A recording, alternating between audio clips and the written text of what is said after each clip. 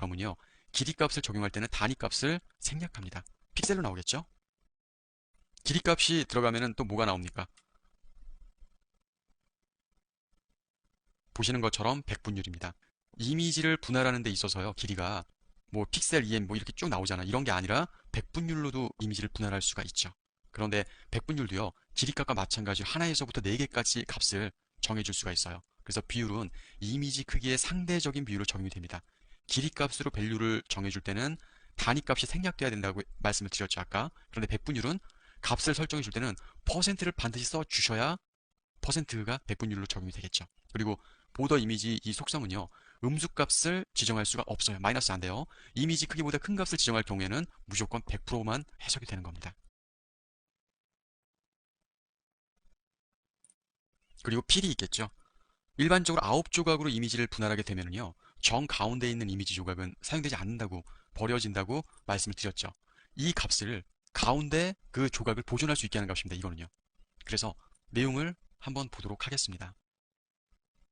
첫 번째 원본이죠, 뭐. 그리고 RGO 1과 2에 대한 적용값. 넓이 200으로 해서 보더, 솔리드. 근데 보더는 왜 안 나오죠? 이미지 URL이 있기 때문에 안 나오죠. 보더는 아까 대체적인 걸로 만든다고 말씀드렸죠. 그래서 가장 중요한 이미지 URL의 밸류 값, PNG가 이렇게 나오고, 현재 27, 상하 좌우 값이라는 거 아마 기억하실 겁니다. 현재는 한 자리 값이지 않습니까? 두 번째, 한 자리 값만 또 보여드리면 좀 헷갈려 하실 것 같아가지고 2, 3, 4에 대한 밸류 값을 보여드렸습니다. 근데 상하 좌우, 상좌, 우하 뭐 여러 가지 헷갈릴 수도 있는데요. 해 보시면 적응되실 겁니다. 그리고 이 부분 세 자리 값과 두 자리 값과 한 자리 값과 현재 네 자리 값 이거는 하면서 자연스레 이 정도는 되셔야 됩니다. 패딩 마진 정도 다 하셨으니까요. 그리고 또 있습니다.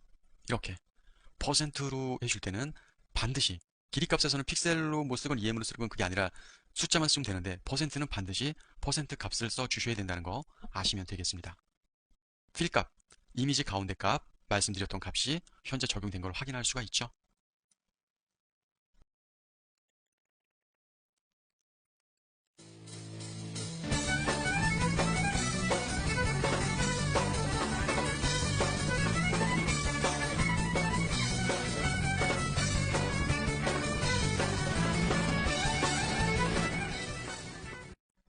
이번에 보더 이미지 위드라는 내용입니다.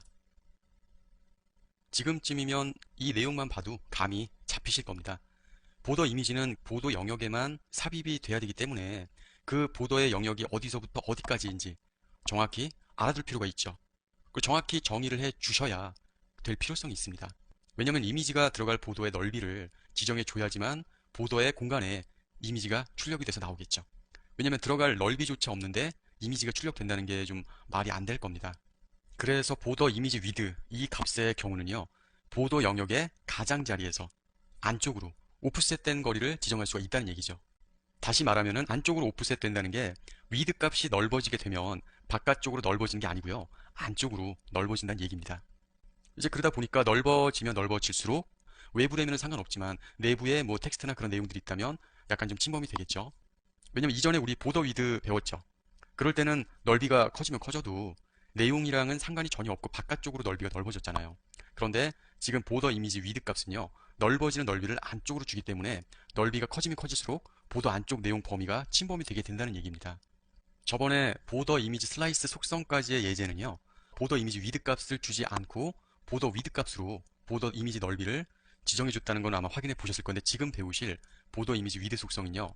어떻게 이전과 다르게 출력되는지 그 내용을 좀 정확히 보시면 아마 그 밸류 값들을 보면서 이해가 되실 겁니다. 밸류 값이면은 뭐 당연히 여러분들이 이제 알고 계실 길이 값을 제일 먼저 사용을 하겠죠.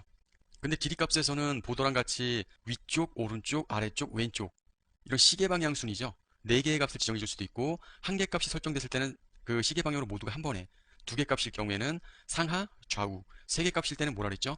첫 번째는 위, 둘째는 좌우, 마지막 세 번째는 아래, 버텀. 네 개의 값이 설정된 경우에는 시계 방향, 그것만 제대로 숙지하시면 되겠습니다. 패딩부터 해서 다 이게 사용되잖아요. 그래서 상하 좌우 해서 뭐 시계 방향으로 해서 좀 전에 말씀드린 것처럼 이미지 영역의 그 상하 좌우 가장자리에서 안쪽으로 오프셋된 거리를 의미한다는 겁니다. 만약에 서로 마주보는 모서리의 넓이가 너무 커가지고요. 겹치는 경우에는요. 지정된 값에 비례해서 겹치지 않게 자동으로 지정이 되는 겁니다.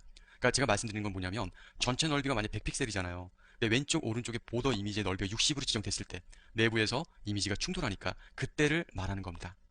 길이값이 나왔으니까 당연히 퍼센트 값도 빠질 수가 없겠죠. 백분율 값은 길이랑은 좀 다른 게요. 크기에 따라서, 그러니까 박스 크기죠. 값이 상대적으로 유동될 수가 있어요. 백분율 값 역시 길이 값과 똑같이 뭐 상하 또는 좌우 이렇게 나눠서 할 수도 있고 세 자리로 할 수도 있고요. 그리고 배수값으로 해서 넘버가 들어갑니다. 이 값은 보더 위드 속성이랑 보더 이미지 위드 속성이 함께 쓰였을 때, 그럴 때 사용하는 밸류 값입니다. 예를 들어 설명을 하면은요.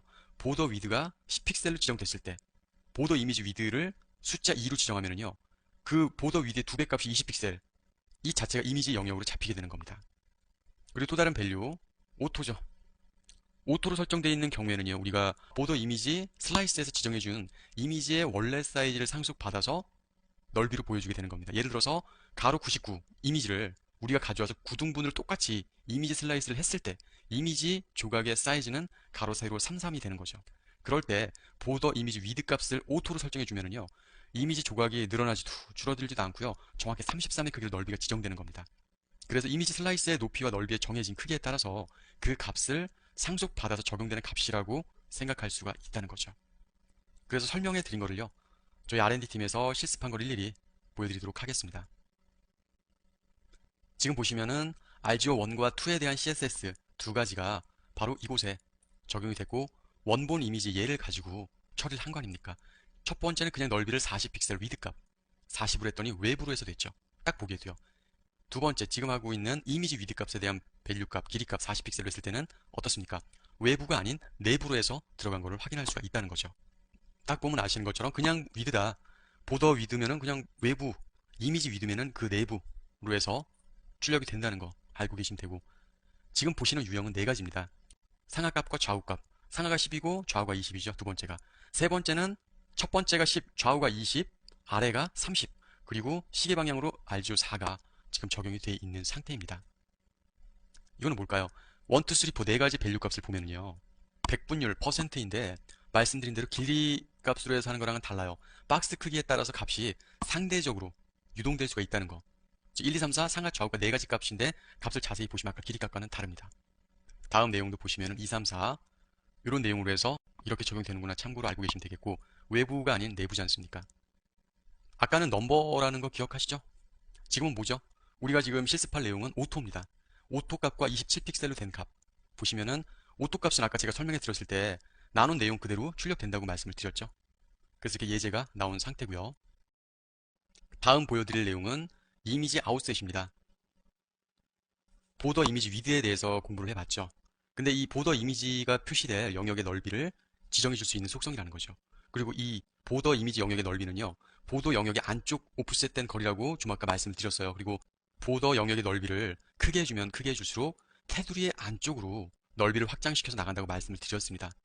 이렇게 보더 이미지 위드 속성은요. 이미지의 넓이를 지정하는 속성이었고, 지금 학습하실 보더 이미지 아웃셋 속성은요. 보더 이미지가 표시되는 영역을 어디쯤 위치시킬 것이냐, 거기에 대한 거를 지정해 줄 수 있는 속성이라는 거죠. 보더 이미지 아웃셋 속성은 보더 이미지 위드 속성이랑은 다르게 보더 영역 바깥쪽으로 오프셋된 거리로 지정할 수가 있습니다. 그러니까 보더 이미지 영역이요. 컨텐츠 박스로부터 얼마나 멀리 떨어져 있는가를 선언해주는 속성이라고 요약할 수가 있겠군요. 그러니까 보더 영역의 바깥쪽으로 오프셋된 거리로 지정할 수가 있는데, 보더 이미지 영역이 컨텐츠 박스로부터 얼마나 멀리 떨어져 있는가를 선언해주는 속성이라고 할 수 있죠.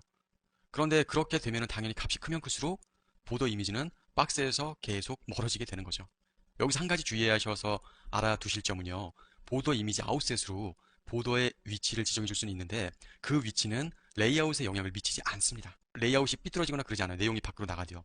이 보더 이미지 아웃셋을 너무 많이 줬을 때 브라우저 창 밖에까지 이미지 영역이 삐져나갔다 하더라도 전체적인 레이아웃은 영향이 전혀 없습니다. 이미지 밖으로 삐져나와서 세로가 아무리 길다고 해도요. 이거는 스크롤도 안 생겨요. 그래서 아예 그냥 잘려서 출력이 안 되는 그렇게 처리가 되는 겁니다. 그래서 지금 실습해 보시면은 이 아웃셋에 관한 속성은요. 그다지 어려운 속성은 아닙니다. 하위 밸류 값들 살펴보고요. 예제 보면은 좀 아까 좀 내용을 봤기 때문에 좀 더 빨리 이해가 될 수가 있을 겁니다. 그래서 가장 먼저 나오는 게 당연히 길이 값이고, 혹시나 해서 말씀을 드리는데 절대 단위랑 상대 단위, 이거는 외표준 이론을 처음에 들어갈 때부터 계속해 드렸었던 부분이고, 시계 방향으로 해서 뭐 네 자리, 두 자리, 한 자리, 세 자리 이렇게 나눌 수가 있게 되고요. 그리고 나서는 넘버가 되겠죠. 이 값은 보더 이미지 위드에서 보셨던 하위 값과 같은 개념이라고 보시면 됩니다. 만약에 보더 위드가 10으로 지정되어 있을 때 이 넘버 값이 1로 지정되면은 10만큼의 위치만큼 떨어져서 보더 이미지가 나타나겠고요. 2로 지정된다면 20, 3으로 지정된다면 30만큼 아까 실습 보셨죠? 그렇게 해서 보더 이미지가 출력이 될 겁니다.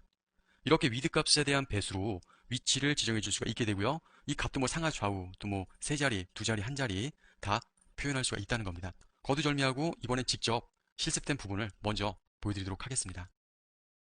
적용값은 RGO2와 RGO3인데 두 번째와 세 번째 값이죠. 보시는 것처럼 딱 봐도 얘네는 지금 겹치는데도 레이아웃이라든가 이런 영향 밀림 현상이라든가 이런 게 전혀 없다는 거 보실 수 있겠고요. 다음 내용을 보겠습니다. 1, 2, 3, 4라고 돼가지고 뭐 한 자리 값부터 네 자리 값까지 이거는 뭐 더 설명하면은 여러분을 무시한 것밖에 안 됩니다. 제가. 그리고 1은 10이고 2는 20이라는 거. 아까 넘버 값 말씀드렸죠. 그리고 넘버 값도 위치를 이렇게 정의를 1, 2, 3으로 할 수가 있다라는 겁니다. 지금 내용은 보더 이미지 리핏이라는 겁니다. 개별 속성인 보더 이미지 리핏이 첫째로 이미지 경로 지정 속성을 배워봤고 둘째로 이미지 분할, 세 번째가 이미지 영역 넓이, 네 번째로는 이미지 영역의 위치, 지금 배우실 보더 이미지 리핏까지 총 5개의 개별 속성이 모여서 완전한 보더 이미지를 구현하게 된다는 겁니다. 원래 이 마지막 개별 속성인 보더 이미지 리핏 속성은요. 보시면 금방 더 이해가 되실 거예요. 우선 리핏이라는 게 사전적인 의미로는 반복되다 이런 뜻인 거는 다 아시죠? 예전에 우리가 CSS 2.1 속성 강의 들으실 때 백그라운드 리피트라는 속성이 있었습니다. 그때 배우신 게 이미지를 바둑판 배열처럼 쭉 그렇게 반복해서 표현할 것이냐 아니면 한 번만 표시하고 반복하지 않을 거냐 뭐 이런 것 기타 등등에 대해서 지정해 줄 수가 있었죠. 그때 리피트를 생각해 주시면 가장 빠릅니다. 근데 이 속성은요, 보더에 사용될 이미지를 어떻게 출력을 할 거냐 거기에 대한 세부 속성을 정의해 줄 수가 있습니다. 근데 보더 이미지는 크게 두 가지로 출력이 가능하는데요. 첫 번째는 슬라이스된 이미지를 쭉 늘려서 표현을 해줄 거냐. 둘째는 타일 모양, 그렇게 쭉 반복되게 표현을 해줄 거냐. 이 두 가지로 존재가 되는 거죠. 그리고 이 보더 이미지 리핏 속성은요. 복수의 값을 사용할 수가 있어요. 값이 최대 개수가 두 개인데요. 박스를 보면은 네 개 모서리가 존재를 하잖아요. 그래서 서로 마주보고 있는 변들이 짝이 된다고 생각하면 되는 거죠. 윗변은 아랫변, 왼쪽 변은 오른쪽 변. 만약 값을 두 개 입력해 줬다고 했을 때 첫 번째 값은요. 위와 아랫변에 그리고 두 번째 값은 왼쪽과 오른쪽 변에 각각 적용하게 되는 거죠. 일단 어떤 값에 밸류가 들어가는지 확인을 좀 해보도록 하겠습니다. 첫 번째입니다. 스트레치 값인데 평소에 좀 쉽게 말씀드리면 우리가 스트레칭 하다라고 해서 뭐 스트레칭을 하잖아요. 팔다리 뭐 이렇게 운동을 하는데 그 스트레치라고 보면 됩니다. 보더 영역을 꽉 채우도록 이미지를 쭉 늘려서 표현할 수가 있게 되는 겁니다. 그래서 우리가 슬라이스 속성을 통해서 이미지를 9등분을 했습니다. 근데 그 9등분된 이미지 조각 중 이 보더 이미지 리핏 속성이 사용되는 조각은요. 바로 상단의 세 조각 중 가운데 중간 세 조각 중 양 옆 조각 그리고 하단의 세 조각 중간에 그리고 가운데 이렇게 네 가지 부분입니다. 물론 이 실습 이따 보시면 이해가 되실 거고요. 제일 센터에 있는 이미지는요. 원래 보더 이미지로 사용되지 않는 조각이에요. 그리고 각 꼭지점 4개 이건 고정되어 있는 값이고 그래서 이미지의 변형이 일어나는 조각은요. 바로 아까 말씀드린 것처럼 4조각이라고 보시면 됩니다. 그 다음 밸류값 리핏에도 리핏이 있습니다. 반복하다. 스트레치가 이미지를 늘려서 영역을 채운다고 하면은요. 이 리핏 값은 이미지를 바둑판 배열식으로 반복해서 영역을 채운다. 알고 계시면 되겠고요. 다음 밸류 값 라운드입니다. 좀 전에 리핏 속성과 같은 내용의 속성인데 여기서 한 가지 다른 점은 이미지를 반복하게 될 때요. 이미지 크기는 정해져 있고요. 보더 영역의 넓이도 정해져 있겠죠. 근데 보더 영역의 넓이가 이 이미지 크기의 배수여야지만 딱 떨어지는 예쁜 박스를 만들 수가 있게 되겠죠. 만약에 배수로 딱 떨어지지 않는다면요. 이미지가 반복되다가 맨 마지막 자리에서 완전히 채워지지 않는 그런 부분이 생길 거예요. 그렇게 보도 영역의 크기가 이미지 크기의 배수가 아닐 때 이 이미지의 크기를 적절하게 자동적으로 조정해주는 값이 바로 이 라운드 값입니다. 아마 출력되는 내용이 리핏보다는 얘가 더 깔끔할 겁니다. 근데 이 라운드 속성은 아직까지는 구현되는 브라우저가 없습니다. 그러니까 있으나 마나한 거죠. 그리고 다음 밸류 값은 스페이스. 보도 영역을 채우도록 이미지를 반복하는데 아까 라운드 속성처럼 보도 영역이 이미지 크기의 배수로 딱 떨어지지 않을 때 그럴 때 이미지 사이에 공백을 삽입해가지고요. 나머지 자리를 메우게 되는 건데요. 원래 뭐 스페이스라는 게 공간 뭐 이런 거 아니겠습니까? 그러니까 뭐 사이사이 뭐 공간을 준다? 그런 거겠지만 또 아쉬운 얘기는 보여드릴 수가 없다는 거. 이 값 또한 지원되는 브라우저는 없습니다. 그래서 각각 밸류 값을 한번 훑어보도록 하죠. 현재 div 적용에 대한 예는 아시겠고 위에 css 적용 값이 알죠? 1, 2, 3, 4입니다. 1, 2, 3, 4에 적용된 밸류 값들을 보시면은 아까 제가 막 말로 설명해 드렸던 부분이 이렇게 나오는구나 알 수가 있을 겁니다. 그리고 다음 실습된 내용 보시면 1, 2로 되어 있죠? 근데 중복 적용이 가능하다고 말씀드렸잖아요. 현재 두 가지씩 중복 적용이 되어 있는 상태입니다. 스페이스 한 칸 공백으로 해서요. 지금 보시는 내용은 보더 이미지입니다. 이제까지 여러분은 보더 이미지에 대한 모든 개별 속성을 다 배우셨고요. 이제 그 대단원인 보더 이미지 속성 하나만을 남겨두고 있습니다. 이 보더 이미지 속성은요, 여지껏 우리가 배운 개별 속성들을 한꺼번에 종류별로 조목조목해서 지정해 줄 수 있는 단축 속성입니다. 그런데 여러분도 아시다시피 CSS 속성이 100% 정의되진 않았어요. 그래서 이 보더 이미지 속성 역시 현재도 개발 중에 있습니다. 그래서 많은 브라우저에서 완전히 지원되지 않고요. 부분적으로만 지원하고 있는 속성 중에 하나입니다. 원래 속성 값의 원형은 이렇게 돼요. 내용이 지금 나왔죠? 5가지 개별 속성이 적용이 돼야 되는데 이론대로라면요. 일반적으로 대부분의 사용자들이 이렇게 사용을 하고 있습니다. 그래서 기본적으로요. 실습 값을 보시면은 보더 이미지라는 이후에 여러 가지 밸류 값을 정의해 줄 수 있다 그랬죠. URL로 해서 이미지 불러왔고 27에서 밸류 값들 우측에 붙은 것들 거기 밸류 값에 대해서 분할된 것들 확인할 수가 있습니다. 백문이 불여일견이라고 말로 계속하는 것보다 보는 게 나으실 것 같아서 제 실습 내용을 이렇게 보여드리고 있습니다. 여러분이 여태까지 학습을 잘 하셨다면 지금 내용들이 현재 1, 2, 3, 4에 대한 밸류 값에 대한 적용 내용을 당연히 이해가 되셔야죠. 그리고 다음 내용 텍스트는 없지만 이렇게 내부 침범, 외부 내용, 아웃셋으로 해서 10픽셀 맨 마지막에 거요. 그리고 뭐 넓이 값 한마디로 보더 이미지에 대한 모든 총망라를 얘기하는 겁니다. 이 내용은요. 이번에는 박스 데코레이션 브레이크 이 속성은 보신 그대로요. 분할된 상자의 표시 형식을 지정하는 속성입니다. 지금까지 강의를 아주 차근차근 모두 들으신 분들은요. 이 CSS 속성들을 이용해서 자유자재로 박스를 만들 수가 있을 겁니다. 그러면 이 박스의 높이, 넓이를 지정해 줄 수도 있고요. 박스의 경계선을 뚜렷하게 표현하기 위해서 보더를 이용해 가지고요. 테두리를 줄 수도 있고 백그라운드 속성을 이용해서 박스 배경을 꾸며 줄 수도 있었습니다. 이렇게 여러 CSS 속성들로 짜여진 박스가 존재할 수 있는데요. 이 박스들은 여러 가지 예상치 못한 상황에서 2개 이상 조각으로 깨질 수가 있습니다. 우선 인쇄할 때를 예를 들면요. 박스가 공교롭게도 페이지가 넘어가는 위치, 다음 페이지죠, 한마디로. 그렇게 존재하는 경우, 또 웹페이지나 이런 상에서 다중열, 다단이라고 하나 이거를? 그런 다중열 레이아웃을 이용할 때 열과 열이 바뀌는 지점에 박스가 존재한다면 아니면 줄바꿈 위치에서 박스가 존재한다면 이런 기타 등등 여러 이유가 있을 수가 있습니다. 잘리는. 그래서 이렇게 박스가 2페이지나 2줄에 걸쳐서 출력되려면요. 조각조각 나눠질 수밖에 없겠죠. 이럴 때 여러 조각으로 나눠지는 박스에 대해서 그 성격을 정의해주는 속성이 바로 여기서 우리가 배울 박스 데코레이션 브레이크 속성입니다. 좀 길죠? 이거는 한마디로 분할된 박스의 조각을 하나의 연속적인 상자로 취급할 건지 아니면 각각의 독립된 박스로 취급할 건지 이 2가지에 대한 정의를 내려줄 수가 있다는 거죠. 그런데 지금 제가 이 속성에 대해서 실습하고 확인을 해보니까 이 속성 우선은요. 다른 브라우저는 모두 지원하지 않고요. 오직 오페라만 지원되고 있습니다. 그래서 저도 물론 오페라에서 실습을 했고요. 또 한 가지 지금 줄바꿈으로 인해서 분할된 상자에 대해서는요. 정상적으로 작동하는데요. 인쇄상의 페이지 바꿈이나 열 바꿈에서는 작동이 되지 않는 걸 실습으로 확인해 봤습니다. 이 점 참고하시고 이해하시면 되겠습니다. 밸류값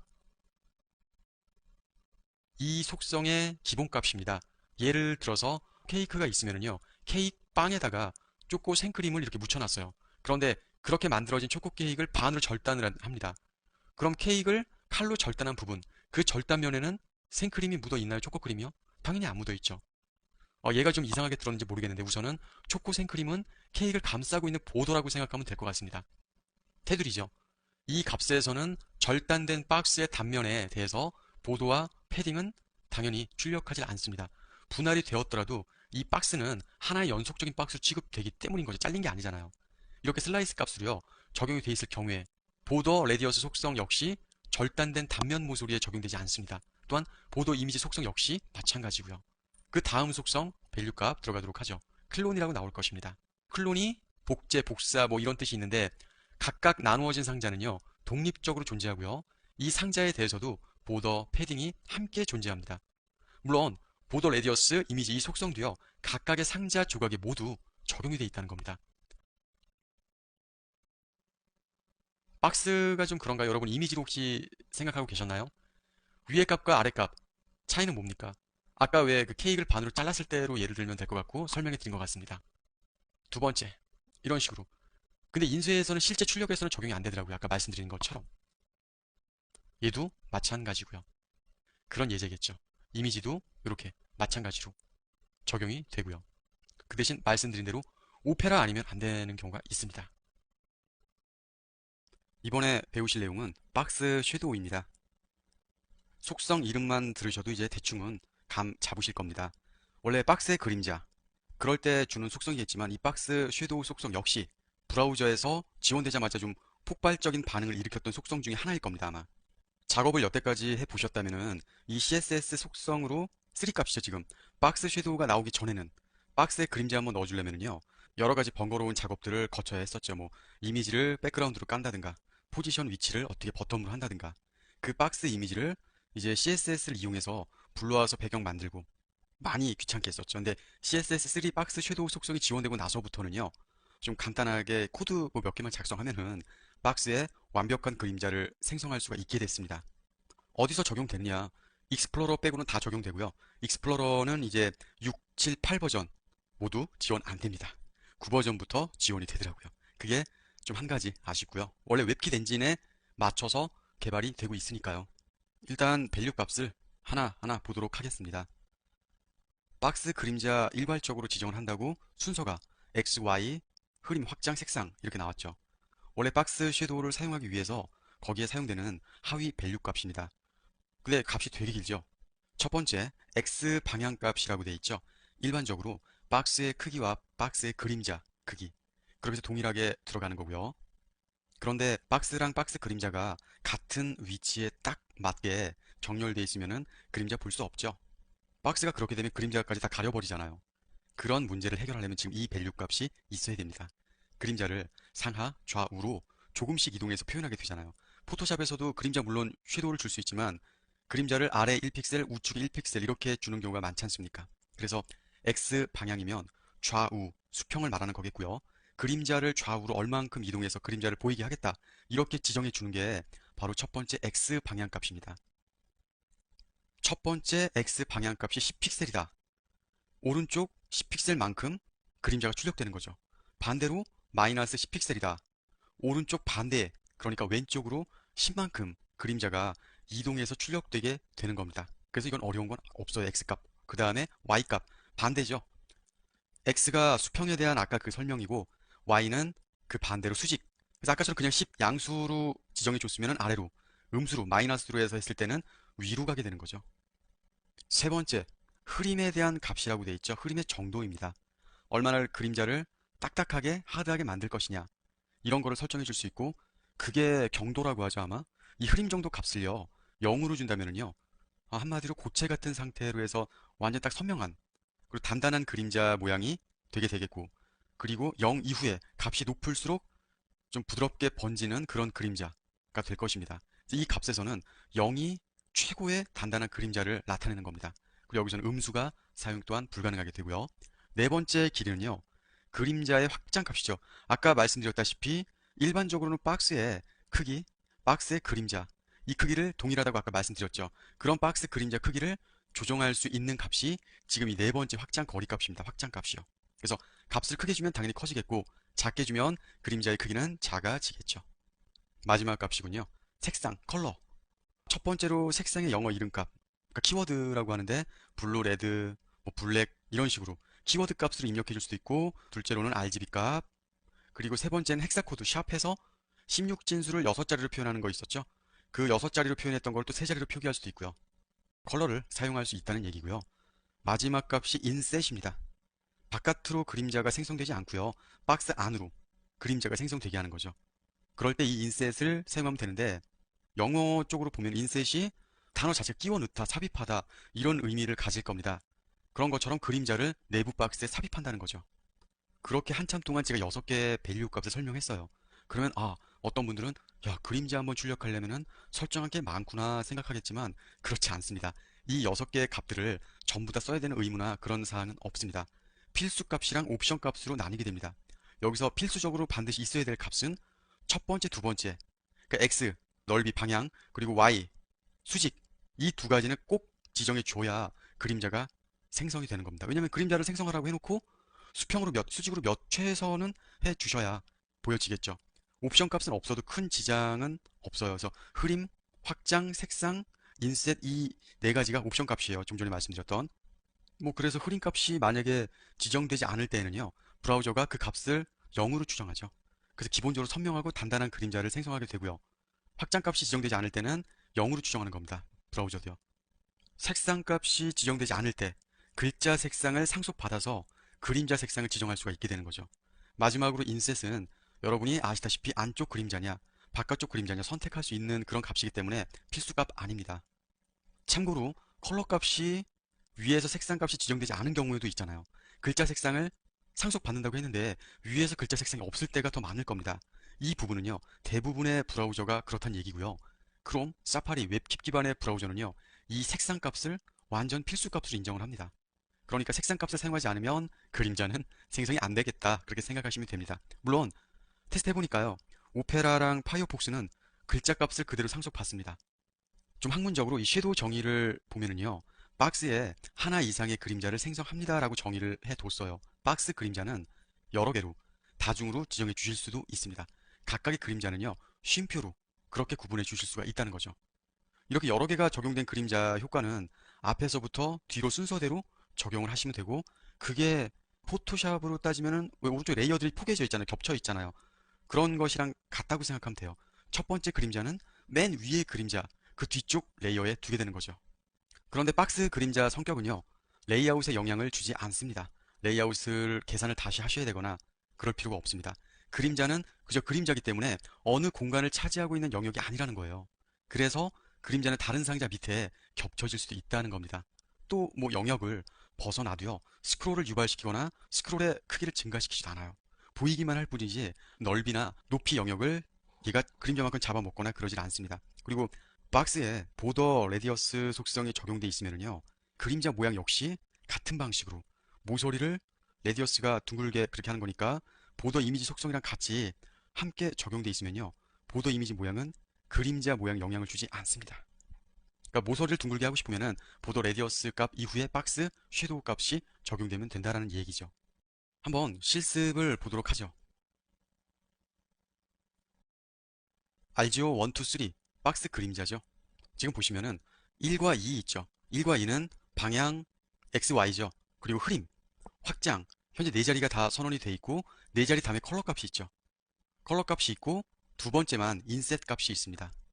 그런데 RGO 세 번째 같은 경우에는 XY 현재 두 개가 됐고 흐림 값이 됐고 컬러 값이 있어요. 확장 값 없이요. 그래서 그림자 효과처럼 이렇게 만들어졌다는 걸 확인할 수 있습니다. 두 번째, 박스 섀도우를 줬지만 XY로만 방향값을 줬죠. RGO 4 얘기하는 겁니다. 어차피 지금 1, 2, 3번은 보면은 딱 이해되시는 내용이잖아요. 그런데 현재 마지막 값 같은 경우에는 아까 설명드린 대로 컬러 값 자체가 없기 때문에 위에 걸 상속받아야 되는데 없습니다. 그리고 세 번째 예제 1, 2 두 가지로 아주 간단하죠. 뭐 자세히 설명 써 있죠. 레이아웃에 영향을 받지 않는다는 것은 그림자가 이렇게 있어도요, 뭐 레이아웃이 만약 이만큼인데 이만큼 늘려서 계산해야 되거나 그럴 필요가 전혀 없이 얘에 대한 거는 보이는 것 뿐이잖아요. 지금 보시는 것처럼 겹쳐져도 어디에 존속이 되거나 영향을 미치지 않는다고 돼 있죠. 현재 보시는 것처럼. 그리고 두 번째는 다중 그림자고 콤마로 구분을 한 겁니다. 여러 개 그림자를 줄 수 있는데 현재 두 개를 준 것입니다. 검정색 그리고 흰색. 흰색은 위죠. 흰색은 얘랑 겹쳐질 걸 대비해서 이렇게 작성이 된 부분입니다. 지금 같은 경우에 모서리를 둥글게 만들려면 이미지를 둥글게 해서 가져올 게 아니라 보더 레디어스 값을 30을 줬잖아요. 그 30만큼 박스 섀도우에 현재 방향의 X, Y 흐림 돼 있죠. 그리고 컬러 돼 있기 때문에 이렇게 돼 있고요. 그대로 이미지를 가져왔잖아요. 박스 이미지를. 하지만 여기는 지금 이렇게 전혀 상관없이 이렇게 내용이 나오는 걸 확인할 수 있습니다. 오버플로우죠. 예전에 CSS 2.1 강의 이론과 실무에서 배우셨던 거 기억하실 거고, 원래 오버플로우라는 게 범위 밖을 벗어나서 넘쳐 흐른 요소를 보일지 감추게 할지 아니면 스크롤을 생성해 줄지 지정해 줄 때 그때 사용하는 속성이라고 실습이랑 같이 해드렸던 게 기억이 납니다. 지금 배울 오버플로우 X는요, 좀 밀접한 연관이 있습니다. 그거 하고요. 쉽게 오버플로우 X 속성은 오버플로우 속성의 개별 속성이라고 할 수 있어요. 오버플로우 값이랑 거의 유사합니다. 다른 점은 이제 X축, 뭐 좌우, 범위를 벗어난 내용에 대한 것들만 출력 방식을 지정해 줄 수 있다는 것입니다. 뭐 예를 들어서요. 박스 크기가 가로 세로 300씩 그게 픽셀로 설정돼 있고요. 그 내부에 가로 500, 세로 500 이렇게 이미지가 들어있을 수가 있잖아요. 엄청 큰데 이미지가 그 내용을 박스에 담을 수가 없겠죠. 이론상으로는요. 왜냐면 박스가 이미지보다 작잖아요. 이럴 경우에 거의 표준 브라우저에서는 상자 범위를 넘어간 이미지도요. 500, 500 크기로 다 출력해서 그냥 전부 보여줘 버립니다. 박스를 작게 잡았어도요.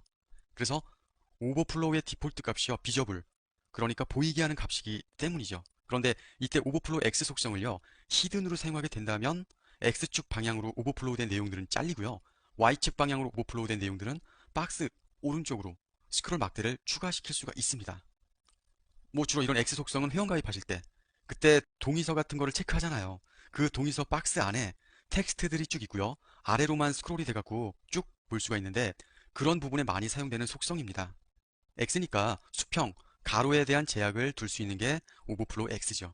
아까 말씀드렸듯이 그냥 오버플로우 속성은요. 가로, 세로, 길이 동시에 같은 값을 적용해주는 값이었고 이미 오버플로우 속성에서 한 번씩 다 보셨던 내용인데 그 하위 밸류 값들을 지금 바로 그냥 확인해 보도록 하겠습니다. 좀 아까 말씀드렸던 비저블이 가장 먼저 나옵니다. 박스 안에 컨텐츠 내용이 크건 아니면 작건, 포함하는 박스 크기가 작건 이런 신경 쓰지 말고요. 무조건 내용을 출력하게 된다는 거예요. 그러니까 박스가 작아도 X, Y 떠나갖고 상관없이 박스 밖으로 막 삐져나가 버리면은 좀 외관상 안 좋을 수 있죠. 범위 밖에 내용을 자르지 않는다는 게 그거지 않습니까? 그리고 히든입니다. 범위 밖에 내용을 자른다. 그렇죠. 이거 값을 사용하면은요, 박스의 밖으로 외부로 넘치는 내용을 전부 잘라줄 수가 있습니다. 근데 그렇게 되면 스크롤은 제공되지 않으니까 잘려진 내용은 당연히 볼 수 없다는 그런 단점이 되겠죠. 지금 보시는 값도 역시 히든처럼 박스의 밖으로 넘치는 내용들을 전부 잘라줄 수 있는데요. 잘려진 내용을 볼 수 있게 스크롤을 제공하게 됩니다. 얘는요. 그래서 X좌표, 즉 좌우 잘려진 내용들을 보기 위해서는요. 박스 아래 면 부분에 스크롤이 존재하게 되는 거고요. 거기에 오토값, 자동 값이 되겠죠. 브라우저에 따라서 조금씩 다를 수는 있는데요. 대부분이 오버플로우된 내용들에 대해서 스크롤이 제공되도록 지정이 되는 겁니다. 그리고 노 디스플레이라고 아마 나올 것입니다. 이 값은요, 아직 브라우저에서 지원하지 않아요. 만약에 X, 이 축 내용이요, 오버플로우 됐을 때 전체 박스에 대한 모든 내용을 삭제하는 겁니다. 그래서 이 값은 얼핏 보면은요, 디스플레이 논값, 플레이어가 논값으로 이제 지정되어 있는 것과 같이 원래 박스가 있던 자리 영역 또한 삭제돼 버리는 거죠. 그리고 노 컨텐트라고 나올 것입니다. 현재까지는 이 값도요, 브라우저에서 지원하지 않습니다. 이론적으로는요, X축으로 내용이 오버플로우 됐을 때 전체 박스 내용을 삭제시키는 거고, 근데 이 위에 노스플레이 값이랑은 좀 다른 점은요, 박스 내용이 삭제돼도요, 그 박스가 존재하고 있던 자리 영역은 위에는 보존이 안 됐지만 이 노 컨텐트는 보존이 됩니다. 즉, 노 디스플레이 값이 디스플레이 자체를 논 값으로 설정되어 있는 것과 비슷하다면요, 이 노 컨텐트 이 값은요, 비저빌리티 히든 값 아시죠? 자리가 아예 없어지는 게 아니라 자리는 그대로 남아있는 거. 비저빌리티의 밸류 값을 히든으로 설정해 있는 값과 똑같아요. 자리 매기면 돼 있다는 거죠.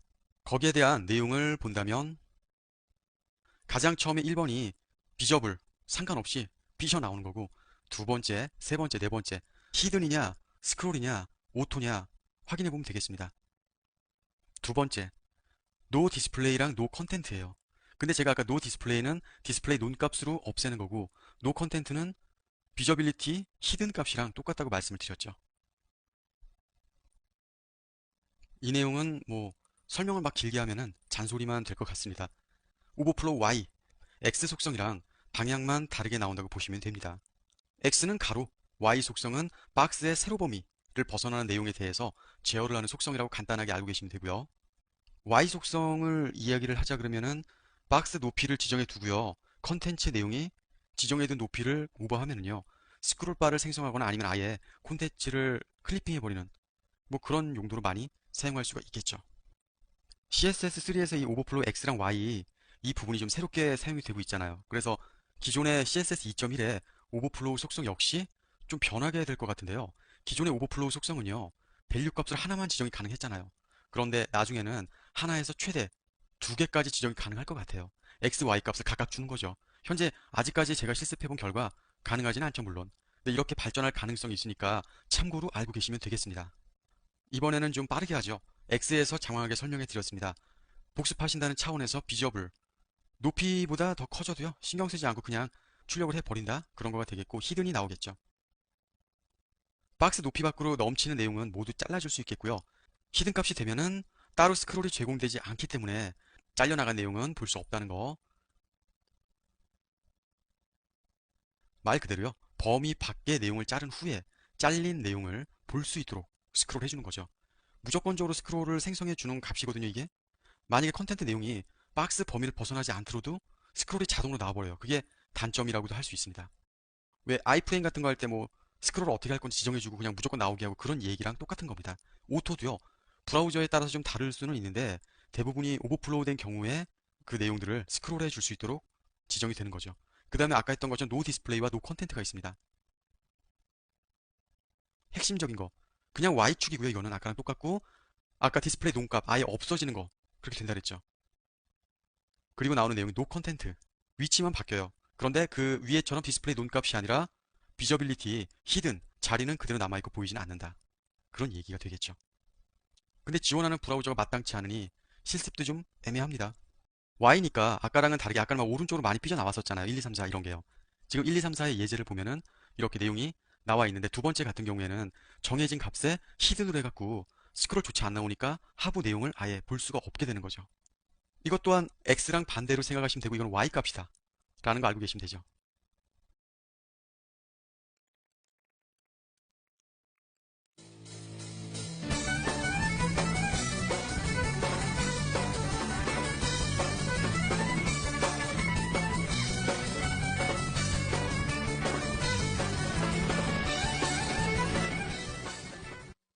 먼저 CSS3 베이직 강좌는 웹표준 강의에서 진행되는 CSS3 속성들이 어떻게 사용되는지 그 속성에 대한 이해와 기본 예제를 통해서 결과를 학습하는 강좌입니다. 먼저 CSS3 속성들은 대체적으로 브라우저별로 부분적인 구현이 가능한데요. 먼저 속성에 대해서 학습하기 전에 간단하게만 짚어보고 가도록 하겠습니다. 브라우저별로 부분적을 표현해주기 위해서는 추가해주는 사항이 있는데요. 그래서 이 부분들을 CSS 프로퍼티라고 말하게 됩니다. 이 부분들은 웹표준 강의에서도 학습하시는 내용이기도 하기 때문에 간단하게만 짚어보고 넘어가도록 하겠습니다. 우선 이렇게 CSS를 브라우저별로 표현해주기 위해서는 각각의 이런 부분들을 추가해주는 사항이 있는데 맨 처음에 나타나는 웹킷에 대한 프로퍼티를 추가를 해주게 되면 웹킷 방식으로 브라우저가 작동되는 사파리나 크롬 등 그런 브라우저에서 속성들을 추가해서 사용해줄 수 있습니다. 그래서 웹킷 방식을 이용을 해줄 때는 웹킷에 대한 프로퍼티를 추가를 해주시면 되는 거고요. 그래서 여기에 적용되는 브라우저는 사파리와 크롬 브라우저가 적용이 되어서 사용이 되겠습니다. 그리고 개코 방식의 브라우저를 사용할 때는 여기 있는 모질라 값을 이용해줘서 프로퍼티를 추가해주게 되는데요. 그래서 모질라 사이에서 나오는 파이어폭스 등 이런 브라우저를 사용할 때 여기 있는 파이어폭스 브라우저에서 표현을 해주고 싶다고 할 때 모질라 값의 프로퍼티 값을 주게 되면 우리가 사용하려고 하는 속성들을 적용시켜서 사용해 볼 수 있습니다. 그리고 여기 있는 오페라 값을 이용해주게 되면 오페라 브라우저에서도 구현할 수 있는 프로퍼티를 사용해주게 되는 거고요. 그리고 마이크로소프트사에서 나오는 인터넷 익스플로러 버전도 MS라고 하는 프로퍼티를 추가해줘서 각각의 브라우저에서 속성들이 구현이 될 수 있도록 만들어줄 수가 있습니다.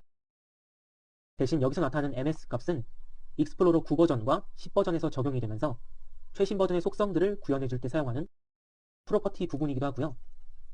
그래서 우리가 CSS3 속성을 사용해주게 되면서 여기 있는 프로퍼티를 추가해서 각각의 브라우저에 구현이 될 수 있도록 사용을 해주게 될 것입니다. 그래서 여기 있는 프로퍼티 부분은 기억하고 계시는 게 좋고요. 그래서 CSS3를 이용해서 브라우저 표현하는 방법에 대해서 간단하게 알아보았고요. 본격적으로 CSS3 속성에 대해서 학습을 하도록 하겠습니다.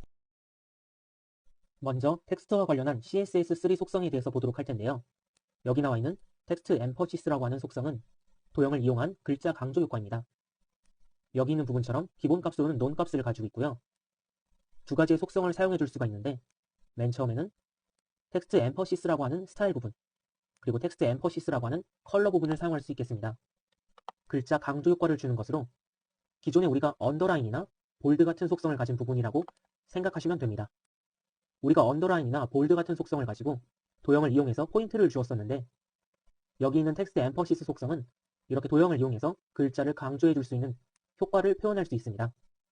우리가 글씨를 쓰면서 일반적으로 강조하고 싶은 글자 위에다가 점 같은 도트를 찍어주는 효과를 생각하시면 되는데요. 여기서 주의해야 할 점은 텍스트 엠퍼시스 포지션 속성도 있긴 한데 여기 있는 속성에는 포함되지는 않고요. 나중에 따로 포지션 이런 부분들은 기준을 정해줘서 나타내줘야 합니다. 기본적으로 많이 사용하는 속성이 여기 나와 있는 스타일 부분과 컬러 부분입니다. 우선 스타일 부분은 우리가 도형을 이용한다고 했죠. 그래서 도형을 이용할 때 그 도형 모양을 바꿔줄 수 있는 스타일 부분입니다. 그래서 기본 값으로는 논 값을 가지고 있고 필드나 오픈, 그리고 점 표시 같은 더트, 원 표시 같은 서클이나 더블 서클 이런 식으로 각각의 모양들이 있고요. 여기 나와 있는 이 부분은 콤마 같은 이 부분을 표현을 해주고 있습니다. 그래서 이 부분은 예제를 통해서 우리가 어떻게 표현되는지는 살펴보도록 하겠습니다. 그리고 스타일 다음으로 사용되는 속성이 여기 있는 텍스트 엠퍼시스 컬러 속성인데요. 여기서 나와 있듯이 이 말대로 컬러를 지정할 수 있는 그런 속성입니다. 우리가 점 표시를 텍스트 위에 표시를 해준다고 했는데 그 위에 표시되는 도형의 색상을 여기에서 지정해 줄 수가 있는 거죠. 그래서 여기에 포지션 속성도 있지만 일반적으로는 스타일과 컬러 속성을 가지고 사용한다는 점을 알아두시면 됩니다. 그리고 여기서 중요하게 생각해야 되는 우리가 속성을 지정해 줄 때 꼭 참고해야 하는 부분이 있는데요. 우선 이 부분은 웹킷을 이용한 브라우저 상태에서만 지원이 가능하기 때문에 웹킷 브라우저에 접두사를 붙여줘야 됩니다. 우리가 방금 CSS 프로퍼티라고 하는 부분을 학습했었는데요. 거기서 웹킷 브라우저를 표현할 수 있는 웹킷의 프로퍼티 부분을 추가해줘서 여기 있는 이 속성을 사용해줘야 합니다. 그래서 이렇게 속성을 사용해주고 그리고 이 속성 자체는 마찬가지로 상속도 가능해서 상속에 대한 부분도 적용해서 사용해줄 수가 있습니다. 우선 여기 있는 부분을 사용해서 예제를 만들어 본 부분을 살펴보도록 할게요. 우선 이 소스 부분은 이런 식으로 구문 자체를 구성해서 만들어준 거고요. 이렇게 웹킷에 대한 프로퍼티 부분을 추가해주고 텍스트 엠퍼시스라는 부분을 만들어준 다음에 우리가 스타일 부분을 지정해줬었죠. 그래서 스타일에 대한 다시라는 점 표시 부분과 색상, 컬러 부분을 지정해 주었습니다. 그래서 여기에 보게 되면 닷에 대한 부분에 우리가 지정해준 이 컬러 부분과 똑같이 여기 있는 부분이 적용돼서 나타나게 될 거고요. 그리고 여기 있는 두 번째 속성 부분도 똑같이 웹킷에 대한 프로퍼티 부분 추가시켜줘서 여기 있는 부분도 만들어 주었습니다. 그래서 도형을 이용해서 강조 효과를 나타낼 때는 텍스트 엠퍼시스 속성을 이용해서 알아두시면 됩니다. 그럼 이 부분을 이용해서 실제로 적용해 본 부분을 한번 해보도록 하겠습니다. 먼저 여기에 작성된 부분을 살펴보게 되면 이런 식으로 예제를 구성해 줬었는데요. 구성해준 이 부분에다가 강조 표시를 할 수 있는 텍스트 엠퍼시스 속성을 추가해줘서 구성을 해주도록 하겠습니다. 우선 여기 있는 텍스트를 구성할 수 있는 부분으로 넘어가서 텍스트 부분을 추가를 해주도록 할게요. 여기에 구성된 코드를 살펴보게 되면 우선 맨 처음에 본문에 대한 부분을 이런 식으로 구성해 주었습니다. h1 태그로 이용해줘서 여기 있는 이 부분을 example 부분을 표현해 주었고요. 그래서 전체적으로 div 태그를 이용해줘서 엔트리라고 하는 클래스를 하나 설정해 주었습니다. 그래서 전체에 적용될 수 있는 부분을 바디에 적용해 준 부분이고요. 그리고 랩이라고 하는 클래스를 하나 생성을 해서 클래스에 대한 div 태그에다가 RGO IT 전문 교육이라는 텍스트를 하나 추가해서 구성을 해주었습니다. 그래서 이렇게 구성해준 부분에다가 우리가 텍스트 엠퍼시스 속성을 추가시키려고 하는 닷과 서클, 여기 있는 csem이라고 하는 부분을 클래스로 적용해서 구성해 주었고요. 그래서 이렇게 기본 폼을 작성해 주도록 하고 작성해준 이 폼에다가 우선 h1 바디 전체에다가 적용되는 속성을 한번 살펴보도록 하겠습니다. 우리가 지금 적용하려고 하는 속성 자체를 조금 더 강조를 주기 위해서 백그라운드에 대한 부분을 검정색에 대한 부분으로 표현해 주었고요. 그래서 텍스트 컬러에 대한 속성도 이제 반대되는 색깔로 하얀색에 대한 부분을 지정해 주었습니다. 그래서 폰트 패밀리도 바디 전체로 적용되는 부분으로 적용을 해볼 수가 있겠고요. 그래서 산세리프에 대한 형태로 이 부분이 적용될 수 있도록 구성을 해 주었습니다. 그래서 h1 태그에 대한 부분, 마진값과 패딩값, 그리고 여기는 컬러값, 폰트 사이즈 등 이런 부분들을 기초적인 이런 부분들을 구성해 주었고요. h2 태그도 폰트 사이즈 이런 부분들을 지정해 주었고요. 그래서 예제를 구성하려고 하는 랩이라는 클래스에다가 위드값, 헤이트값, 보더값 각각의 속성들을 지정해줘서 기본 폼의 형태를 구성해 주었습니다. 그래서 이렇게 구성해준 부분에다가 우리가 텍스트 엠퍼시스 속성을 지정해주기 위해서 여기에 우선 우리가 여기 있는 클래스 부분을 지정해줬었죠. 그래서 클래스에 대한 이름을 가져와주기 위해서 여기 있는 클래스 부분을 선언해주도록 하고요. 속성을 여기다 집어넣는 거죠. 그런데 여기서 텍스트 엠퍼시스 속성은 웹킷에 대한 프로퍼티 부분을 꼭 해줘야 된다고 했죠. 그래서 웹킷에 대한 프로퍼티 부분을 반드시 추가해서 적용시킬 수 있도록 하고요. 이렇게 적용시킨 부분에다가 텍스트 엠퍼시스 속성에 대한 속성값 만들어주고 이 속성값이 나온 다음에 스타일과 컬러 값을 지정해줘야 한다고 했습니다. 그래서 우선은 이 부분이 다시라고 하는 속성을 가지고 있으니까 이 스타일을 지정해 주도록 하고 여기에다가 컬러에 대한 속성값 지정해 주도록 하겠습니다. 속성값까지 지정해 주고 우선 이런 식으로 구성해 주게 되면 저장하고 결과 부분 한번 확인해 보도록 하겠습니다. 결과에서 새로 고침했을 때 이런 식으로 우리가 IT 전문 교육이라는 부분에 강조 효과를 주었기 때문에 강조에 대한 표현이 이렇게 나타난 것을 볼 수 있습니다. 그래서 여기 있는 닷에 대한 속성값을 지정해 보았고요. 이제 더블 서클에 대한 부분을 한번 지정해 보도록 하겠습니다. 더블 서클도 마찬가지죠. 약자에 대한 부분, 여기 있는 더블 서클 부분, 클래스로 지정해 준 부분을 여기에다 스타일 부분 지정해 주기 위해서 선언해 주도록 하고요. 여기에도 마찬가지로 속성 부분 지정해 주도록 하겠습니다. 여기도 웹킷과 텍스트 엠퍼시스에 대한 부분을 동일하게 적용시켜 줄 거고요. 적용시켜 준 부분에다가 우리가 지금 적용하려고 하는 스타일 부분은 더블 서클이기 때문에 더블 서클에 대한 부분도 지정해 주도록 하겠습니다. 컬러 값은 여기 있는 부분과 동일하게 사용해 주도록 할게요. 여기에 사용해 주고 저장해 준 다음에 결과 부분 한번 확인해 보도록 하겠습니다. 새로 고침해서 이런 식으로 더블 서클에 대한 지금 이 자체가 작게 나와서 이런 식으로 보일 수도 있는데 좀 크게 만들어서 보게 된다면 큰 동그라미 안에 작은 동그라미가 포함돼서 나타나게 될 것입니다.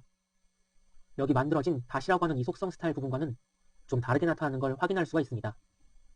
그리고 이런 식으로 시스템에 대한 부분을 살펴보게 되면 마찬가지로 코드 부분으로 넘어와서 추가를 해주도록 하겠습니다. 그리고 여기는 시스템에 대한 부분, 클래스, 여기 위쪽에다가 선언해 주도록 하고요. 여기다가도 동일하게 속성 부분 적용시켜 보도록 하겠습니다. 그래서 저장시켜주고 여기 있는 부분은 클래스 값과 속성 값이 똑같기 때문에 스타일 부분 동일하게 적용해 주도록 하고 컬러 값도 동일하게 적용해서 보도록 하겠습니다. 그래서 이렇게 적용시켜준 부분에다가 저장하고 다시 한번 결과가 어떻게 나오는지 새로 고침해서 보도록 하겠습니다. 새로 고침하게 되면 이런 식으로 여기 있는 이 부분이 강조 표시돼서 나타나는 것을 볼 수 있습니다. 지금 이 자체에는 우리가 지금 세 가지의 스타일만 가지고 예제를 구성해 보았는데요. 우리가 여기서 사용할 수 있는 스타일에 대한 부분은 적용시켜서 구성을 해보면 되겠습니다. 사용 방법은 여기 있는 부분처럼 동일하게 클래스를 지정해 줘도 되고 여기 있는 이 코드 자체에다가 태그 자체로 이런 부분을 지정해 줘도 되겠는데 우리는 CSS3 속성을 이용해서 구성해 주는 것이기 때문에 여기다가 구성을 해줘서 만들어 주는 것이 좋겠죠? 그래서 각각의 속성들을 지정해 주고 이 속성에 대한 부분 구문 자체를 이용해 줘서 여기 있는 변경되는 부분만 바뀌어 줘서 사용을 해주면 되겠습니다. 다음 텍스트와 관련된 속성으로 텍스트 아웃라인에 대해서 보도록 하겠습니다. 텍스트 아웃라인은 여기에 있는 부분처럼 텍스트의 개요를 지정하는 부분이라고 나와 있는데요. 현재 유명 브라우저에는 이 속성 값이 지원이 되지는 않습니다. 하지만 CSS3 속성에 포함이 되어 있기 때문에 이런 속성들도 있어서 사용할 수 있구나 라는 것으로 속성에 대한 내용만 보고 넘어가도록 하겠습니다. 우선 텍스트 아웃라인에 대한 속성 값을 살펴보게 되면 여기 나와 있는 두께에 대한 값, 싱네스, 흐림 값에는 블러, 컬러 값으로는 이렇게 색상 값을 나타내는 부분을 볼 수 있습니다. 여기 있는 싱네스와 블러 값, 그리고 여기 있는 색상 값은 텍스트 아웃라인에 해당하는 구문 값에 포함이 되어 있어서 선언을 해줄 수가 있게 되는데요. 우선 여기에 적용되는 기본 값으로는 넌 값을 볼 수가 있고 여기 있는 이 속성 자체는 상속도 같이 가능하게 사용을 해줄 수가 있습니다. 그런데 지금 유명 브라우저에서는 사용할 수가 없기 때문에 이런 부분들을 사용해 줄 때는 같은 효과를 나타내는 비슷한 효과를 대체해서 사용해서 할 수가 있어 하는데요. 우선 여기 있는 부분처럼 구문에 있는 내용을 한번 살펴보도록 하겠습니다. 구문에 대한 내용을 살펴보게 되면 우선 텍스트 아웃라인을 선언해주고 우리가 방금 봤던 속성 값, 두께, 흐림, 컬러 값, 텍스트 자체 아웃라인을 잡아주는 겁니다. 그래서 싱네스와 블러 값, 컬러 값으로 선언을 해줄 수가 있는 거고요. 그런데 지금 이 속성이 브라우저에서는 적용이 되지 않는다고 했죠. 그래서 대체를 하기 위해서 사용해주기 위해서는 웹킷 값과 모질라 값, 그리고 오페라 값을 이용해줘서 비슷한 소형을 사용을 할 수 있는 그런 효과를 주는 것을 이용을 할 수가 있습니다. 우선 대체 가능한 속성을 살펴보게 되면 우선 웹킷 브라우저 같은 경우에는 텍스트 스트로크라는 속성을 이용해줘서 텍스트 아웃라인과 같은 속성을 대체해서 사용할 수가 있겠고요. 그리고 모질라 값과 오페라 값 같은 경우에는 텍스트 섀도우 값을 이용해줘서 텍스트 아웃라인에 대한 효과를 지정해서 볼 수가 있겠습니다. 정리를 하게 되면 텍스트 아웃라인 속성은 지금 현재 CSS 속성으로 포함되어 있지만 지금 현재 지원되어 있는 것은 없고요. 이렇게 다른 속성으로 대체 가능해서 사용해 둘 수가 있습니다. 계속해서 텍스트 관련된 속성 보도록 하겠습니다. 다음으로 볼 속성은 텍스트 오버플로우 속성이라고 해서 텍스트를 포함하는 요소를 범람할 때 지정하는 속성이라고 볼 수 있는데요. 여기 있는 이 속성 같은 경우는 메인 화면에서 우리가 게시판을 지정할 때 게시판 최신 글이나 모바일 홈페이지를 제작하면서 활용을 하시면 유용하게 쓰일 수 있는 속성입니다. 웹페이지에서 작동하는 페이지 글자 수 같은 경우는 그 페이지 영역이 넓기 때문에 이 영역 자체를 다 보여줄 수 있는데요. 그런데 모바일 웹페이지 같은 경우는 한정된 영역 안에서 모든 글자를 보여줘야 되기 때문에 이 글자 자체를 이 요소를 넘어갈 때에 대한 이 속성을 지정하게 되면 이 한정된 영역 안에서도 자유롭게 텍스트 이런 부분들을 작성을 할 수가 있습니다. 여기 있는 텍스트 오버플로우 같은 속성 같은 경우는 예전에 우리가 프로그램을 구성하거나 이런 부분을 함수로 만들어서 지정해 줬었는데 여기 있는 텍스트 오버플로우 같은 속성을 이용해주면 제목이 긴 문장이라든지 이런 부분들을 뒤에 점점점을 붙여서 줄임 표현을 사용해 줄 수가 있습니다. 이 속성의 지원 브라우저 같은 경우는 익스플로러 6버전부터 9버전까지 그러니까 지금 나온 10버전까지 사용하실 수가 있고요. 웹킷이나 모질라 웹킷이라고 하면 크롬과 사파리에서도 적용이 가능해서 사용해 줄 수 있습니다. 대신 파이어폭스 같은 모질라 값 같은 경우는 7버전 이후부터 지원이 되니까 그 부분 체크해 주시고 사용해 주시면 될 것 같습니다. 이제 텍스트 오버플로우의 속성을 살펴보도록 할 텐데요. 우선 여기 나와 있는 세 가지 속성이 나와 있는 것을 볼 수 있습니다. 그런데 우리가 주로 사용하는 속성은 클립 속성과 일립시스 속성을 사용해 주게 되는데요. 우선 클립 속성은 여기 나와 있는 것처럼 잘라내기 하는 속성, 일립시스는 문자열 뒤에 생략을 표현하는 점점점이라는 부분으로 사용할 수가 있고 스트링 값은 대체 문자를 이용해줘서 여기 있는 텍스트 오버플로우 속성을 사용해 줄 수 있게 됩니다. 그런데 여기 있는 스트링 값의 대체 문자 같은 경우는 여기 있는 부분은 스트링 값의 부분을 이용해줘도 되지만 큰 따옴표를 이용해줘서 우리가 원하는 점점점이나 마이너스 같은 플러스 같은 문자 부호를 이용해줘서 말줄임 표현을 이용해 줄 수 있다는 부분입니다. 그런데 이렇게 세 가지 속성이 있지만 스트링 값은 여기 있는 대체 문자를 이용해 줘야 되는 거죠. 그런데 이런 조합 같은 경우는 파이어폭스의 9버전에서만 지원이 가능합니다. 그래서 현재 여기 있는 클립과 일립시스 속성을 많이 사용해 주게 되는 거고요. 그리고 여기 있는 텍스트 오버플로우 부분을 적용하면서 알아두어야 할 것들이 있습니다. 우선 이렇게 적용을 하면서 문자열을 줄이는 부분을 사용하고 있는데요. 문자열을 줄이는 대다수의 이유 같은 것들이 모바일 홈페이지를 예로 들어서 설명했듯이 제한된 영역 안에서 이런 텍스트들을 이용해 주기 위해서 사용해 주게 되는데 고정되고 제한된 공간을 유지하면서 적절한 텍스트 표현을 하기 위한 것이기 때문에 여기 있는 텍스트 오버플로우 속성을 적용할 때 해당 영역에서 위드 값을 주어야 합니다. 그러니까 고정 폭신 값을 주어야 우리가 여기 있는 이 범위를 넘어설 때 클립 속성을 이용하든지 일립시스 속성을 이용하든지 해서 생략 표현을 해줄 수가 있는 거죠. 그리고 일립시스 같은 속성을 이용해 줄 때 우리가 CSS 지정 글꼴 같은 부분들이 브라우저마다 각각 있습니다. 그렇기 때문에 브라우저에 따라서 표현되는 방식에 좀 차이가 있는데요. 우리가 여기 있는 부분처럼 밑에 하단에 끌리는 생략 표현 그리고 중간에 끌리는 생략 표현들이 있는데 우리가 문법상으로는 여기 있는 하단에 깔려야 하는 부분이 많지만 대부분의 브라우저에서는 여기 있는 중앙 영역에 노출이 됩니다. 그래서 이런 식으로 하단에 우리가 원하는 생략 표현을 해주기 위해서는 웹폰트 중에서도 맑은 고딕 같은 폰트가 글꼴을 사용하면서 대부분의 브라우저에서 원하는 결과를 얻을 수가 있는데요. 맑은 고딕 외에 기본 글꼴인 도둠이나 골림체 같은 글꼴을 사용해 줄 때는 하단에 생략 표시가 나타나는 것이 아니라 중앙에 생략 표시가 나타나게 될 것입니다.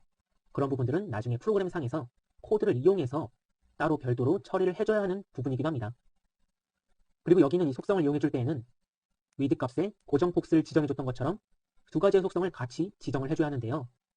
오버플로우 속성의 히든 값과 화이트 스페이스의 노랩 값을 두 개 같이 지정해 줄 수 있어야 합니다. 우선 오버플로우의 히든 값은 우리가 위드 값으로 지정해 놓은 이 영역은 넘어가는 텍스트를 숨겨야 하기 때문에 히든 값을 줘야 되는 거고요. 그리고 이 고정폭이라고 해도 텍스트를 숨기고 나서 줄바꿈이 일어난다면 말줄임 효과인 텍스트 오버플로우 속성을 사용한 효과 자체가 나타나지 않겠죠? 그래서 고정폭이라도 자동 줄바꿈이 일어나지 않도록 화이트 스페이스 노랩 조건을 이용해줘서 사용을 할 수가 있어야 합니다. 텍스트 오버플로우의 구문 작성 부분을 이제 보도록 할 텐데요. 여기 있는 텍스트 오버플로우는 텍스트 오버플로우를 선언해주고 앞에서 봤던 속성값, 클립 값과 그리고 여기 있는 일립시스 값, 그리고 스트링 값으로 이렇게 표현을 해주게 됩니다. 근데 여기서 추가를 이용해 주어서 오버플로우 히든 값과 화이트 스페이스의 노랩 조건을 이용해 주어서 텍스트 오버플로우 속성을 적용시킬 수 있게 만들어줘서 적용을 시킬 수가 있습니다. 그래서 이렇게 적용된 부분을 보고 이제 결과를 보도록 할 텐데요. 여기 있는 결과값은 예제를 통해서 구성을 해보았습니다. 우선 각각의 속성값에 들어간 CSS3 속성을 이용해준 부분을 보고 있고요. 우선 클립값 같은 경우는 여기에 있던 화이트 스페이스 노랩 조건을 이용해 주어서 줄바꿈이 일어나지 않게 지정을 해주었고요. 오버플로우 속성의 히든 속성을 이용해 주어서 영역의 밖으로 나가게 되면 그 영역 밖이 텍스트 자체를 숨김 기능할 수 있는 부분을 구성을 해주었습니다. 그래서 텍스트 오버플로우 속성을 지정을 해주게 되면 클립 속성을 이용을 해주었을 때 클립 속성 자체가 잘라내기 부분이었는데 여기 예제 결과 화면을 보게 돼도 여기 있는 텍스트 자체에 뒤에 있는 부분이 잘린 표현이 되면서 이렇게 나타나는 것을 볼 수가 있습니다. 그리고 일립시스 같은 생략 표현을 하는 텍스트 오버플로우 같은 경우는 마찬가지로 노랩 조건과 히든 속성을 이용을 해주어서 줄바꿈과 텍스트 사라지게 하는 부분을 구성을 해주었고요. 클립 속성과 다른 점이라면 텍스트 오버플로우의 속성 값을 다르게 해서 여기 있는 부분처럼 안 나타났던 부분이 잘려지는 부분이 아니라 생략 표현처럼 말 줄임 효과를 이렇게 나타나게 하는 것을 볼 수가 있습니다. 그리고 이제 대체 문자를 이용하는 스트링 값 같은 경우는 여기 있는 값에다가 노랩과 히든 속성은 마찬가지로 적용되는 거고요. 스트링 값에 적용시켜줘서 대체 문자의 부분에 여기 있는 부분에 나타날 수 있도록 적용을 시켜볼 수가 있겠습니다. 그럼 이제 이 부분을 가지고 실제로 어떻게 적용을 하는지를 살펴보도록 하겠습니다. 우선 기본적으로 작성된 여기 있는 문서를 살펴보게 되면 우선은 RGO IT 전문교육이라고 길게 텍스트를 작성을 해주었습니다. 그래서 이 작성해준 텍스트에다가 영역을 지정을 해주어서 그 영역 밖으로 이제 넘어서게 되면 텍스트 오버플로우 속성을 이용을 해주어서 적용할 수 있게 만들어 보도록 하겠습니다. 우선 이제 코딩할 수 있는 부분으로 넘어가서 우선 이렇게 간단하게 작성된 부분이 있고요. 적용될 텍스트에는 div 태그의 클래스를 지정을 해주어서 각각의 클래스 네임을 지정을 해주었습니다. 맨 처음에 클립 속성부터 어떻게 적용이 되는지 해보도록 할게요. 우선은 간단하게 여기서부터 CSS3 속성 적용해 보도록 할 텐데요. 우선은 클래스 네임을 가져와야 되니까 클래스 네임에 클립 가져와서 적용을 해보도록 하겠습니다. 그래서 클래스에 대한 부분 적용해 주도록 하고요. 먼저 여기 있는 부분을 지정을 해주기 위해서는 위드 값에 대한 고정 폭을 지정을 해줘야 된다고 했습니다. 먼저 여기 있는 속성을 지정해주기 위해서는 텍스트 오버플로우 속성을 지정해주기 전에 그 영역을 지정할 수 있는 위드 값에 대한 고정 폭을 고정해줘야 된다고 했습니다. 그래서 여기에 고정 폭에 대한 위드 값을 사용해주도록 하고 그 폭을 150 픽셀 정도만 적용을 시켜보도록 하겠습니다. 그래서 그 폭을 만들어주고 여기 그 값에다가 보더 값을 이용해줘서 영역을 간단하게 나타날 수 있는 부분을 이제 선언을 해주도록 할게요. 그래서 보더 값으로 만들어주도록 하고 여기에 이제 선 굵기, 크기 같은 경우는 1픽셀 정도로만 지정을 해주고 이 값은 솔리드 값으로 만들어주도록 하겠습니다. 그래서 솔리드 값으로 만들어준 이 부분에다가 컬러 값은 이제 블랙에 가까운 부분으로 컬러 값에 대한 부분에 대한 지정을 해주도록 하고요. 그리고 이제 우리가 줄바꿈과 오버플로우 속성과 히든 속성을 이용해줘야 하기 때문에 화이트 스페이스의 노랩 속성 적용해주도록 하고요. 그리고 오버플로우 속성에 히든 값 적용해주도록 하겠습니다. 그 다음에 히든 값까지 적용해주도록 하고 이제 말줄임 효과를 나타내주기 위한 텍스트 오버플로우 속성을 이용을 해주도록 하겠습니다. 그래서 텍스트 오버플로우의 맨 처음에 여기 클래스명은 클립 속성이기 때문에 클립 속성에 대한 값을 적용을 시켜서 이제 한번 확인해 보도록 하겠습니다. 그래서 클립 속성을 만들어주고 저장한 뒤에 결과를 한번 확인해 보도록 하겠습니다. 이제 결과에서 새로 고침해서 보게 되면 이런 식으로 클립 값이 적용이 된 걸 볼 수가 있는데요. 우리가 기존에는 RGO IT 전문교육, RGO IT 전문교육으로 두 개에 대한 텍스트 나열이 있었는데 여기 있는 부분을 보게 되면 우리가 위드 값으로 지정해준 영역 자체에서 보더 값으로 영역 자체를 만들어 줬었죠. 그 영역을 넘어가게 되면 여기 있는 뒷부분은 나오지 않고요. 이렇게 잘려서 나오는 것을 볼 수가 있습니다. 만약에 여기 있는 속성창에서 여기 있는 부분을 이제 노랩 조건을 빼보도록 할까요? 노랩 조건을 빼보도록 하고 딜리트한 뒤에 한번 저장을 하고 결과 확인 한번 해보도록 하겠습니다. 새로 고침을 하게 되면 이런 식으로 영역 지정을 하게 돼서 우리가 두 개를 나열해 놓은 텍스트 자체가 줄바꿈이 일어나서 우리가 텍스트 오버플로우 속성을 사용했는지 안 했는지를 여기 자체에서 확인할 수가 없습니다. 그래서 여기는 이 부분에 줄바꿈을 표현해주는 부분을 만들어줘야 되는 거고요. 그래서 실행 취소로 만들어주고 그리고 오버플로우 속성 같은 경우에서도 딜리트한 뒤에 한번 저장한 뒤에 여기 있는 부분에 한번 결과 확인 보도록 하겠습니다. 지금은 줄바꿈 효과를 다시 적용을 해줬죠. 그래서 이 부분을 이제 새로 고침해서 보게 되면 이렇게 나타나는 것을 볼 수가 있습니다. 줄바꿈은 적용을 해주었기 때문에 영역 밖으로 넘어가더라도 밑으로 내려가는 그런 부분은 없고요. 대신 우리가 방금 오버플로우 속성의 히든 값을 사라지게 해줬었죠. 그 히든 값이 적용 안 되는 부분을 보게 되면 우리가 지정해준 보더 값의 영역 바깥으로 또 텍스트가 튀어나와 있는 것을 볼 수가 있습니다. 그래서 이 부분들을 사라지게 해주기 위해서 오버플로우의 히든 속성을 이용해 주는 겁니다. 그래서 여기 있는 이 두 개의 속성은 꼭 텍스트 오버플로우 속성과 같이 적용이 되어야 되는 부분이고요. 그리고 이제 텍스트 오버플로우의 클립 값까지 적용이 된 부분 여기서 확인할 수가 있습니다. 이어서 일립시스 속성에 대해서 적용을 해보도록 하겠습니다. 일립시스 속성도 클립 속성과 마찬가지로 여기다가 똑같이 클래스 이름 가져다가 구성을 해주도록 하겠습니다. 그래서 여기다 구성을 해주도록 하고요. 클래스 네임 해주고 영역 지정을 해준 다음에 영역을 추가시켜줘야 되겠죠. 근데 이제 위드 값과 보더 값 그리고 화이트 스페이스 오버플로우 속성은 동일하게 적용되는 부분이기 때문에 똑같이 적용해주도록 하겠습니다. 그래서 여기에다가 만들어주도록 하고 여기에다가 달라지는 부분은 텍스트 오버플로우 속성에다가 만들어주고 이제 일립시스 속성을 구성을 해주는 거죠. 그래서 일립시스 속성을 추가해서 구성을 해주도록 하겠습니다. 이제 공통으로 들어가는 부분 같은 경우는 따로 클래스나 IT 값을 줘서 공통으로 빼줄 수 있는 부분을 적용시켜서 구분을 해줄 수가 있겠습니다. 우선 일립시스 속성을 구현해주기 위해서 저장을 하고 이제 결과 부분을 한번 확인해 보도록 하겠습니다. 그래서 세로 고침을 해서 보게 되면 여기 있는 부분처럼 클립 속성과는 다르게 말줄임 표시가 돼서 생략 표현이 가능한 부분이 표현된 것을 볼 수가 있는데요. 그래서 일립시스 속성 같은 경우는 생략 같은 표현을 이렇게 확인을 해볼 수가 있습니다. 스트링 값도 마찬가지겠죠. 스트링 값도 여기 있는 부분에 동일하게 스트링 값에 대한 부분을 불러와서 클래스를 선언을 해주도록 하겠습니다. 그래서 클래스 명을 선언해주고 스트링 값을 이용해줘서 명령 값에 대한 부분 동일하게 적용해주도록 할게요. 그리고 동일하게 복사해서 해주도록 하고 여기에 적용되는 이 속성 값만 이렇게 달라지게 되는 거죠. 근데 여기는 이 스트링 값은 스트링 값을 그대로 적용시켜주는 것이 아니라 대체 문자를 사용해준다고 했죠. 그래서 여기에 큰 따옴표에 대한 부분으로 우리가 말줄임 표현으로 플러스 플러스 하든지 이렇게 표현해서 우리가 위쪽에 일립시스 속성에서는 하단에 점점점인 형태로 나타난 것을 이렇게 문자에 대한 부분을 나타내서 구현해 줄 수가 있습니다. 그런데 이렇게 되어 있는 부분을 저장하고 결과값을 확인해 보면 이렇게 세로 고침했을 때 우선은 오버플로우 속성이 적용된 것을 볼 수가 있는데요. 클립 값과 똑같이 스트링 값이 나오는 것을 볼 수가 있습니다. 그 부분 같은 경우는 여기 있는 부분이 파이어폭스 지원되는 부분이 아니기 때문에 이렇게 나타나게 되는 것인데요. 우선 이전에도 말씀했듯이